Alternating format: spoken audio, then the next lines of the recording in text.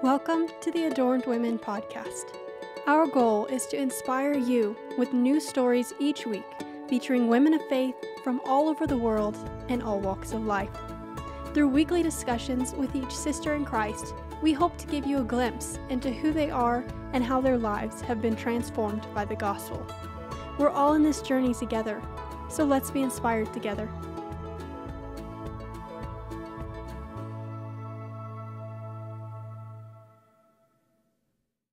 Welcome back to the Adorned Women podcast. We are so excited to introduce you to Leecy Fink today. Leecy is a wife of 27 years, a mother of 5 children, a new grandma, a woman of faith, a business owner, a carrier of the BRCA1 mutation, a tornado survivor, and a forever fighter of metastatic breast cancer. Leecy was diagnosed with stage 3C breast cancer in 2013. Soon after her diagnosis, she found out that she carries the BRCA1 mutation, a harmful variant in her genes that increases the risk of certain cancers. Her mom passed away later that year from ovarian cancer. After chemotherapy, a double mastectomy, and radiation, in 2014, she was diagnosed with stage 4 metastatic breast cancer, for which there is no cure. But 8 years later, Leecy is still standing. Since her diagnosis, she has shared her story with thousands of patients, cancer advocates, church groups, and medical professionals. She shares her story to encourage others with her account of God's faithfulness, to contribute to metastatic breast cancer research, and to offer hope to cancer patients and their families. We hope you enjoyed this conversation with Leecy today. Welcome back, Adorned Women. I'm your host, Michaela, and I'm here with my co-host and sister-in-law, Alicia. Hi, everyone. And we are also here with a good friend. Her name is Leecy Fink. Leecy, if you just want to introduce yourself to our listeners. Hi, everyone. I'm so excited to be here today and kind of share my story with you guys. Michaela's heard part of my story, and Alicia's read a little bit about it, but I'm just excited to kind of share with you guys what God's done in my life, and been through some really tough stuff, and I think I have a really good story that you guys will probably find parts of it that you connect with. Yeah, I've gotten to know Leecy the past year because I got engaged back in January, and I was looking for a bridal shop in the Lynchburg area to shop at for my wedding dress, and I had scheduled an appointment somewhere, and they canceled my appointment the day of, and my mom and my mother-in-law had flown into town, and I was like, oh my gosh, like, what am I going to do? And so my mom called Leecy's bridal shop, Celebration Bridal, and they were like, we'll get you in today. And so that's kind of how I met Leecy. She helped me find my dream dress. And then after that, I guess it was kind of just clay treasures that you kind of discovered, and we met up and kind of talked about business stuff and really connected.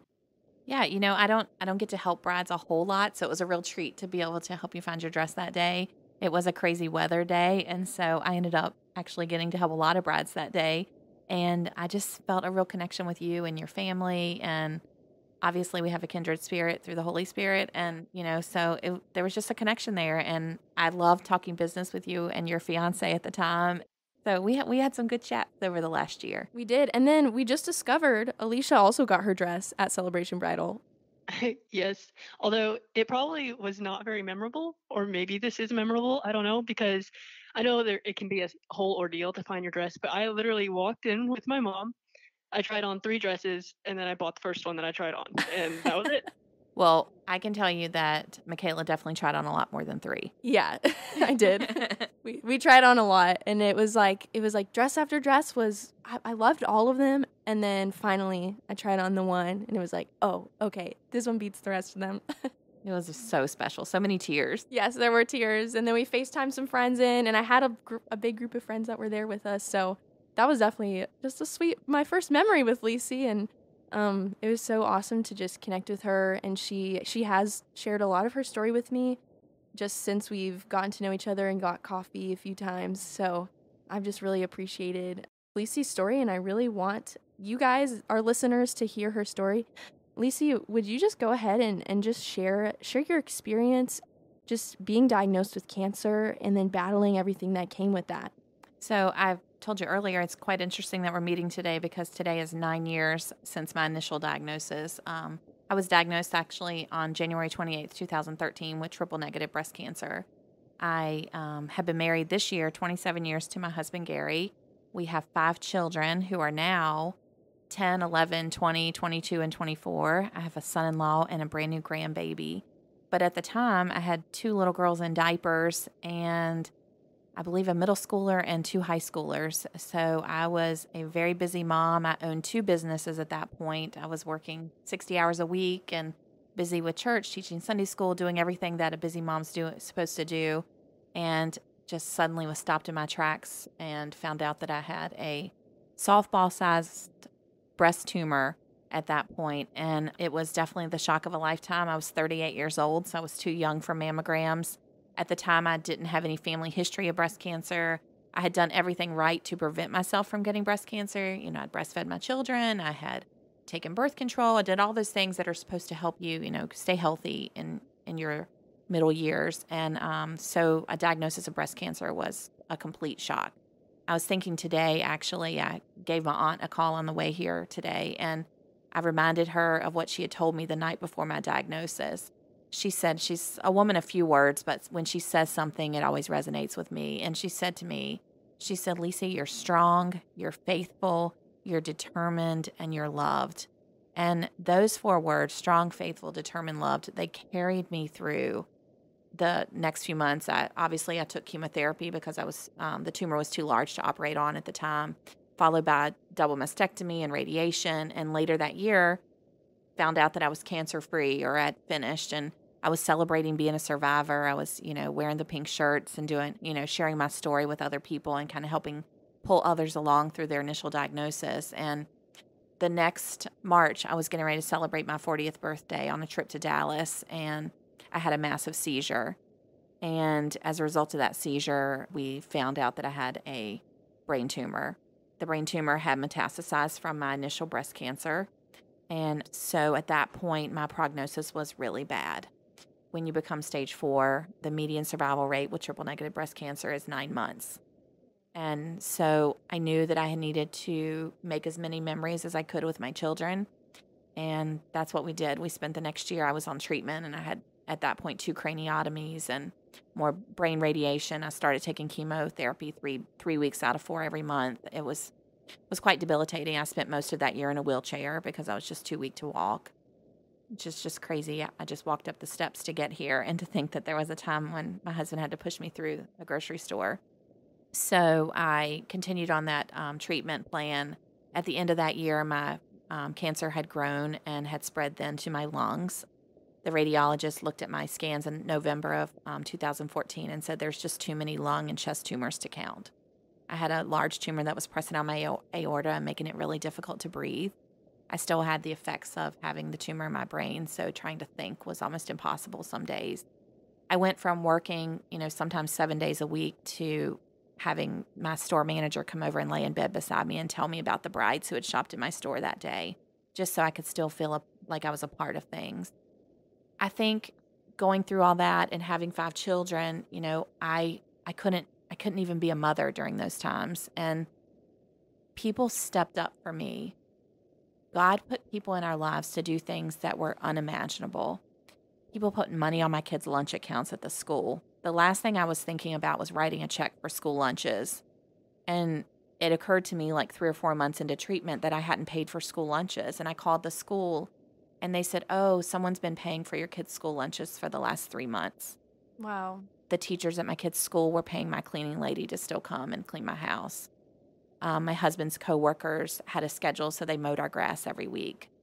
When you talk about the meal train, I had a meal train that went on for years instead of weeks. And my family always had something to eat. They always had people looking out for them. A friend of mine used to take my daughter, my middle school daughter at the time, after school, and she would go to the store and pick up beads, and they would make jewelry after school. So she had something positive to do. My kids always had a ride to their sporting events. And I decided at that point I'd rather keep fighting and spend time with my kids, even if it meant laying in bed watching a movie, than not be there at all. And so I was willing to take whatever treatment necessary to get better. When the cancer had spread to my lungs and things were looking so dire that November, we took several trips that year. And each time I took a trip, I would think, this is our last trip. I need to make really good memories.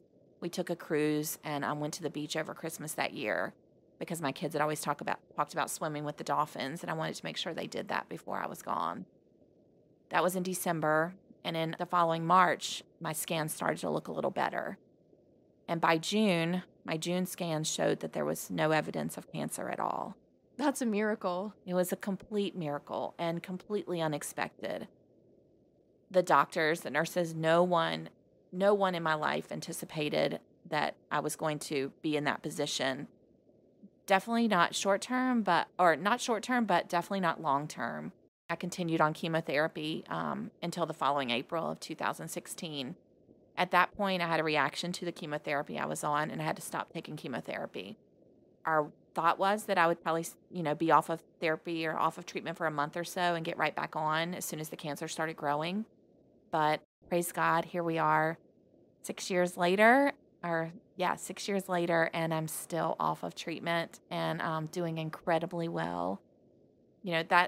That's a huge part of my story, obviously, the cancer, but we've also been through some other really tough stuff since then. Yeah, would you mind sharing just a little bit about the tornado? Yeah, so we live probably 3 miles from the Blue Ridge Parkway, so our house faces a mountain, and we have mountains on the other side of us as well. And I live in a community that hasn't had a tornado since the 1950s, I believe.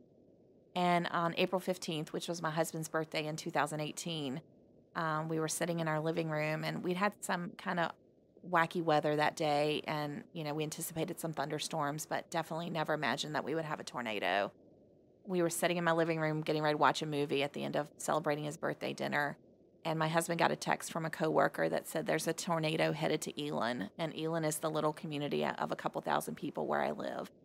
And at that point, we yelled for our children to get downstairs. We have a basement, and as we're running down the steps, I can remember thinking, oh, great, the power's going out. I'm not going to be able to get my comforter out of the dryer in time for bed tonight. I'm going to have a wet comforter. And the power goes out, and we get downstairs, and things begin to darken really quickly.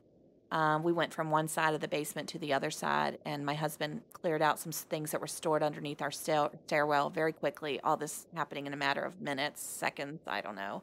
And we all huddled underneath those stairs, and I pulled a door in front of us, and within just a few seconds, our entire house was gone. Wow. So, I tell people, and I will say this forever, I faced my own mortality.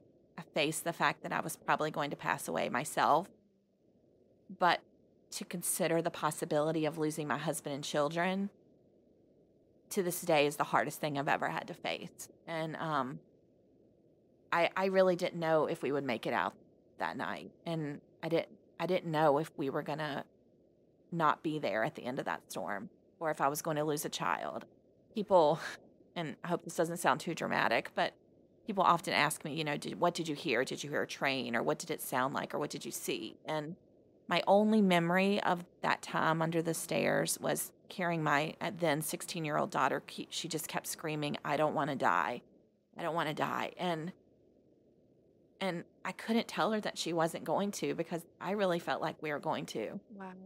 And so that same community that had supported my family all those years turned around and just got right back on board. And within hours, we're cleaning up what was left of everything that we owned. I think I shared this with you at some point. I remember we had to live in an apartment which was some way away from our elementary school. And the lady that ran the Y program for after school care, I went in to sign my children up for before and after school care, because I didn't have a place to get them off the bus at that point. So I needed somewhere for them to be before and after school. And I was driving 20 miles to and from school for the time that we were out of our home. And I said to her, we want to sign the kids up for before and after school care. And she said, oh, we'd love to give you that. We'd love to sponsor your children and pay for it.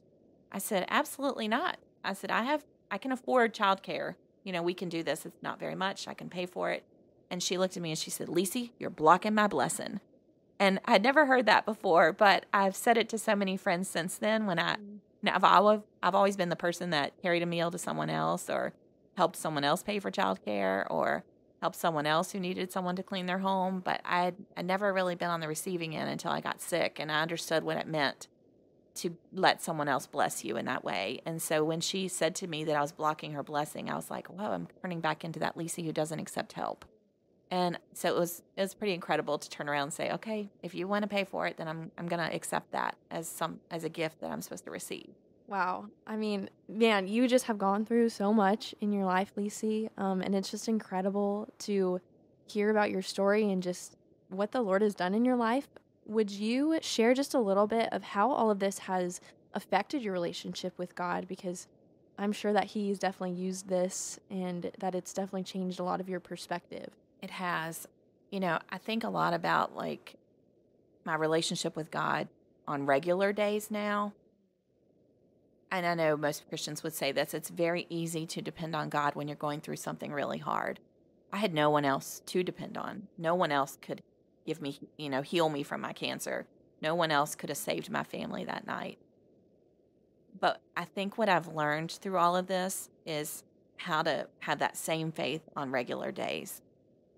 And how to just be normal, like how to just get up in the morning, read the Bible, talk to Him throughout the day, and not be saying, save my life, help me get out of this horrible situation, save my child from this illness, or please, I'm going to lose my mother, let her go in peace, or, I think what God has taught me is like how to relate to Him on a normal day. Does that make sense?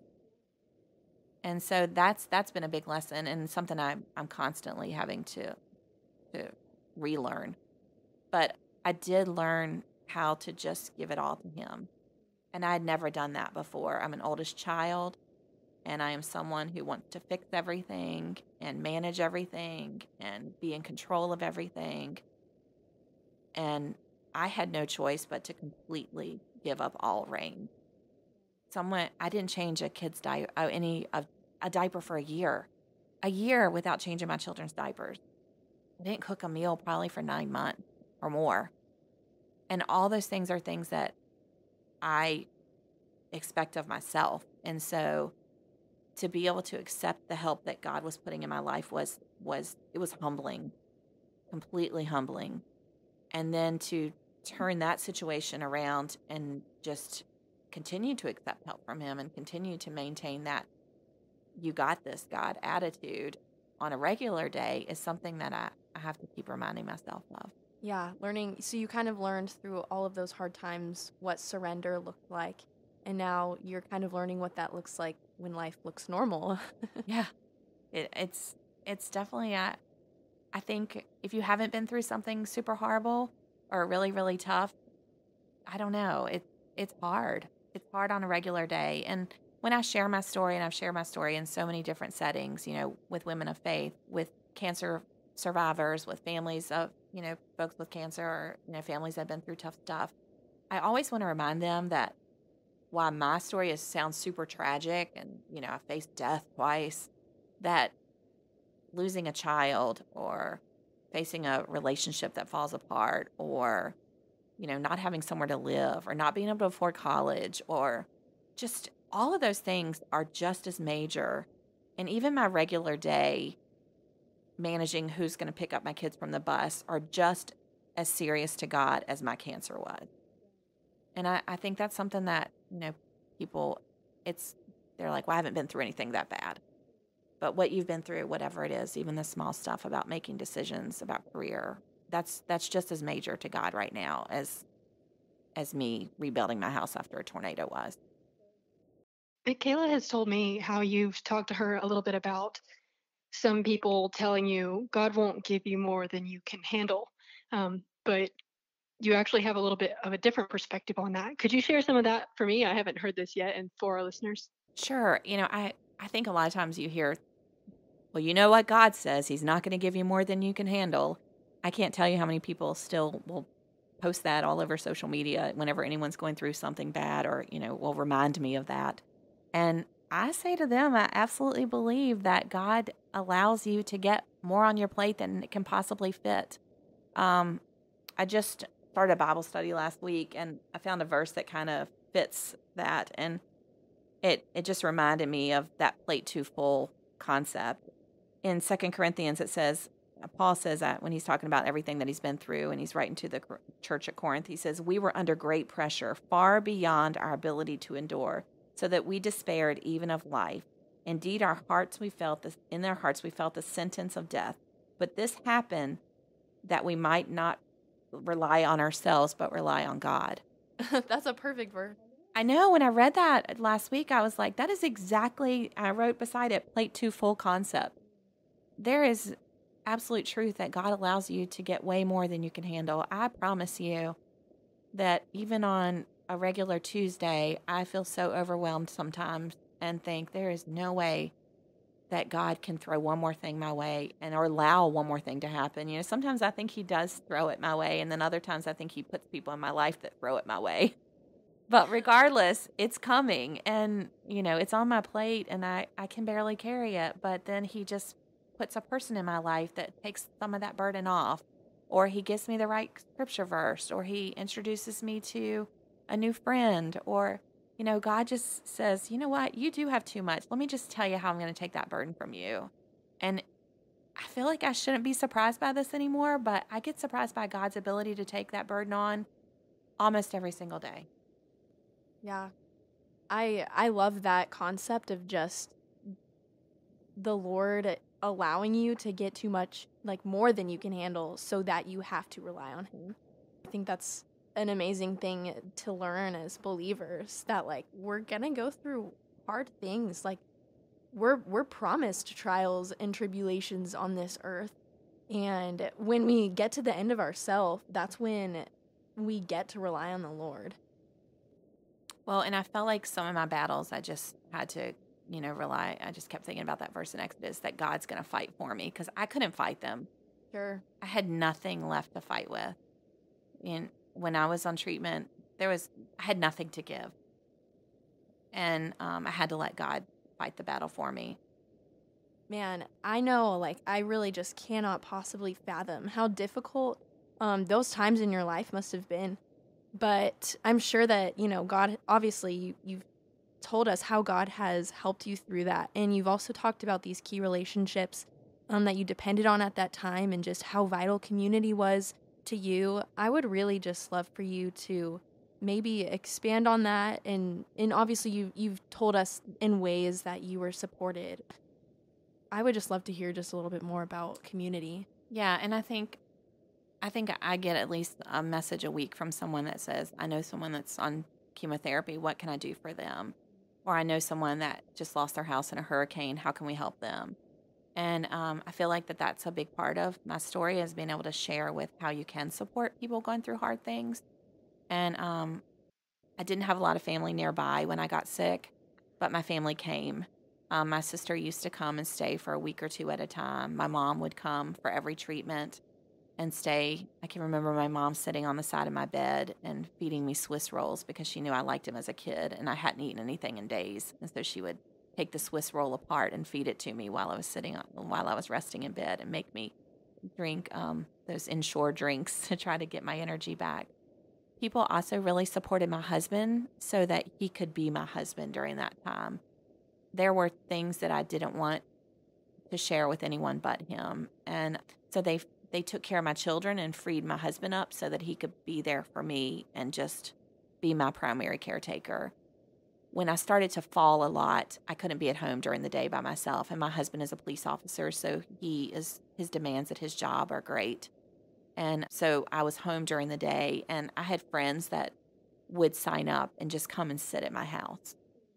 Not wake me up, not bother me, because they knew I was sleeping, probably 20 hours a day. But they would just sit in my living room and do their work or make their phone calls, do the things that they needed to do, and just be there. My dad was one of those people. But I also had friends my age who would just sign up and just come sit, so I wasn't alone if I fell. People just thought, this might be a need, let's just meet it. And I think that's something that even Christians, a lot of time, everyone feels this way. Like, you don't want to overstep your bounds with someone. Maybe it's too personal of a battle. You don't want to insert yourself into it. And of course, there's a fine balance with that. But I have a friend right now who's very ill, and she has stage 4 lung cancer. And she's someone who supported my children when I was going through treatment. She was one of their teachers. And they're very private folks. And a lot of times she's not up for a visitor, but I know her on her Ring doorbell, I know she can see that I stopped by. And so I just dropped food off for her husband because she's not able to eat right now.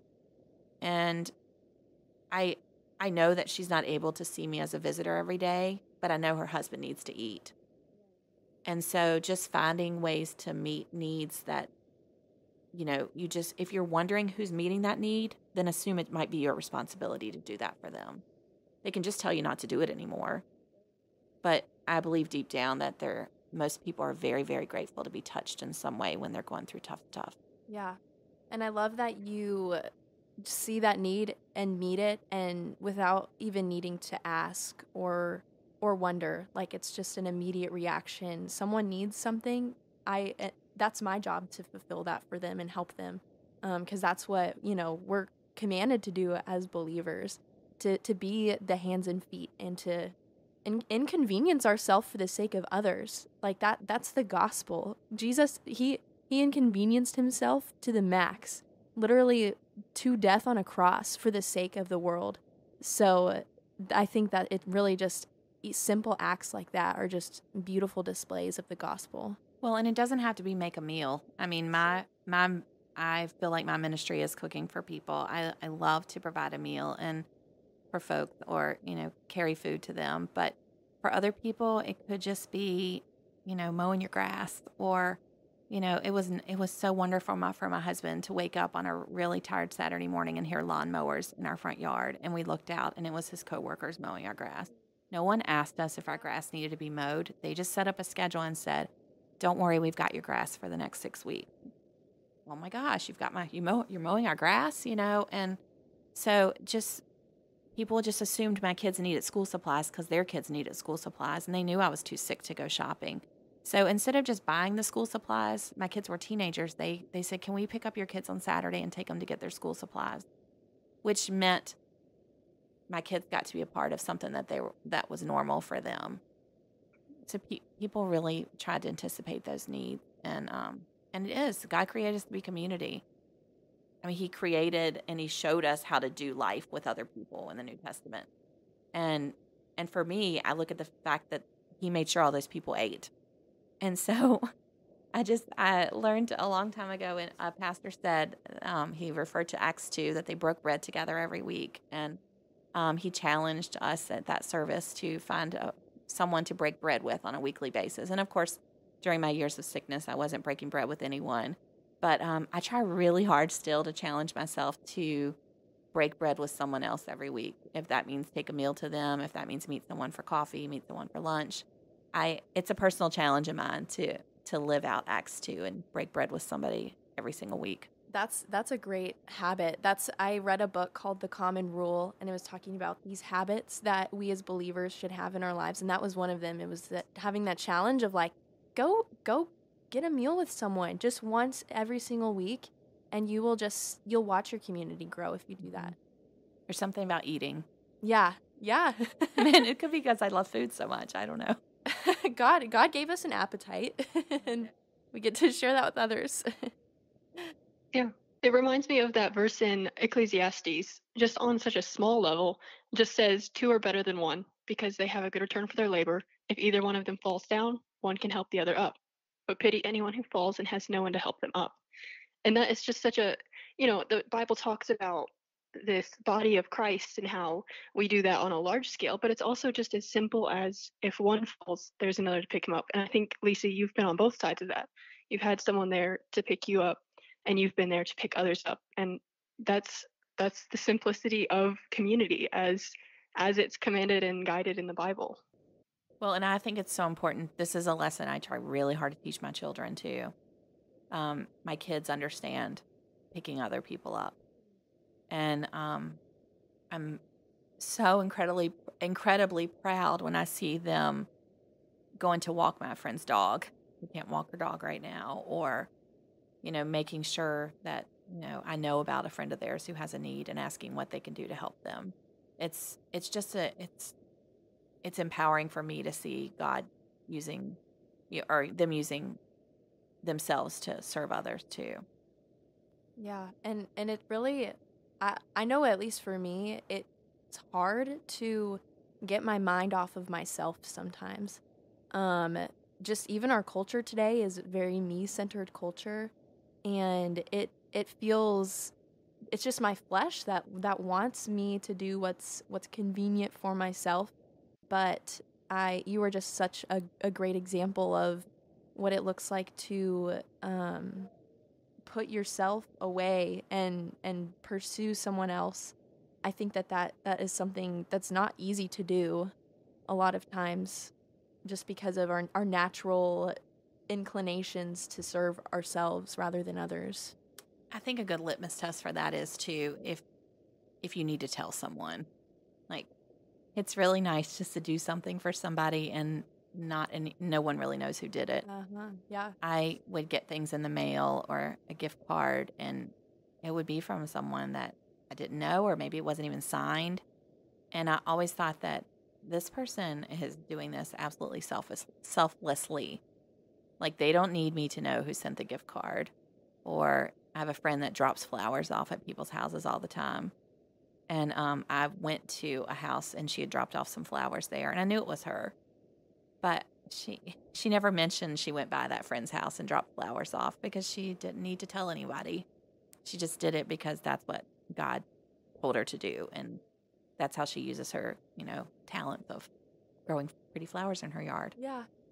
That's something that I would love to challenge myself with, is just anticipate someone else's needs and meet it without bringing any attention to myself or doing something like that.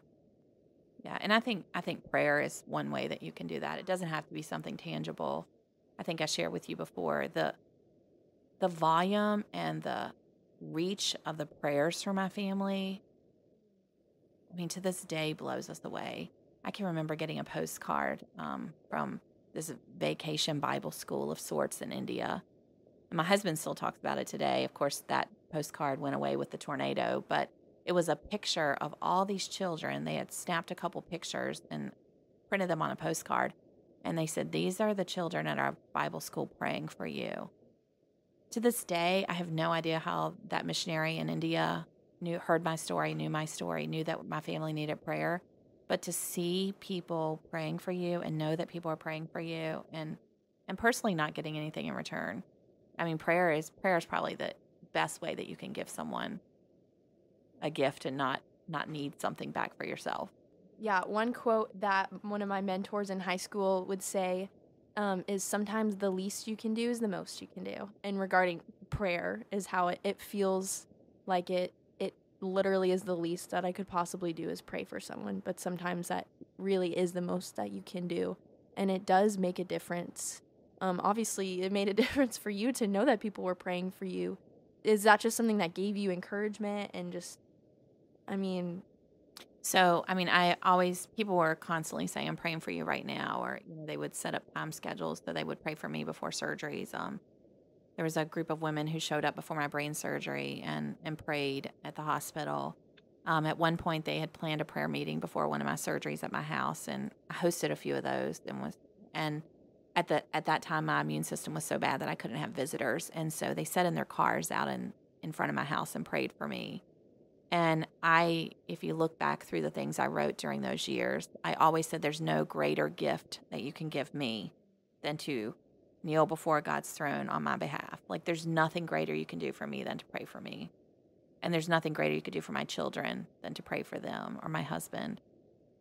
I mean, I take that challenge very seriously when I'm asked to pray for someone, because I understand like what that meant for me when I needed it most. That's such a profound truth. It's really, when you are genuinely praying for someone, that is truly, and it's biblical. It's what we're asked to do above all else, is pray. Pray for our fellow brothers and sisters in Christ, and pray for those outside of the faith as well.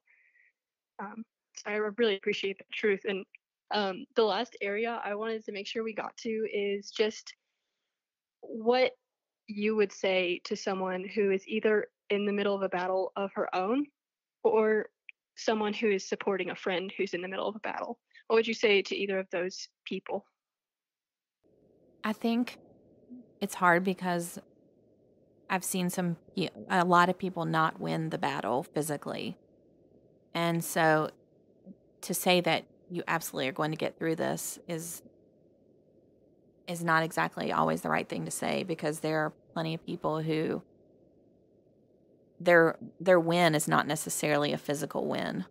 And so I think just the reminder that God's with them. That's it. God is with them.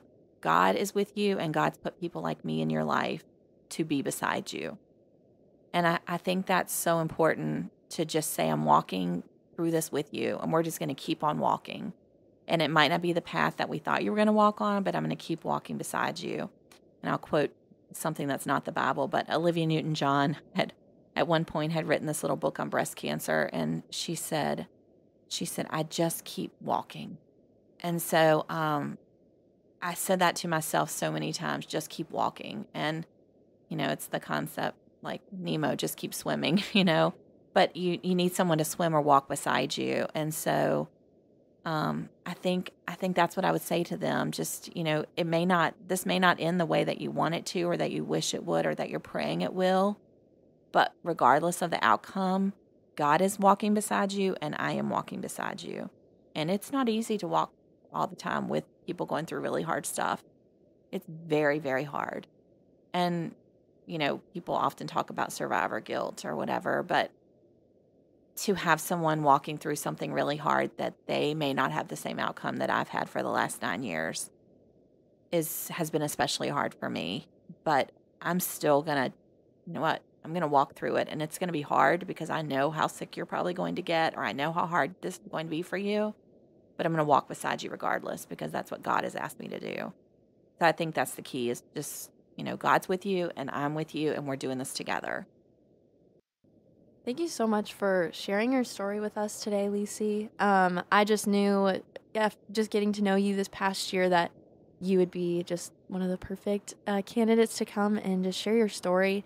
I know that it's definitely helped me in my perspective on just how to serve someone who's going through something that I can't even imagine. So I just thank you for being willing to share. I know that it's going to for sure impact people, and that God is going to continue to use you. Is there anything that our community can be praying for you? I think our family is doing quite well right now, but I do have a friend who's very ill, and I would just ask for your friend, or to pray for my friend Paula. Right? All right. Yeah, we'll definitely pray for her. Thank you. Thank you for listening to the Adorned Women podcast. If you enjoyed what you heard here, then follow us on our Instagram for even more great content all week long. Our handle is @AdornedWomen. You can also visit our website at www.adornedwomen.com. And of course, join us again next week as we connect with another sister in Christ and learn so much from her life of faith. Have a great week, and we'll see you next time.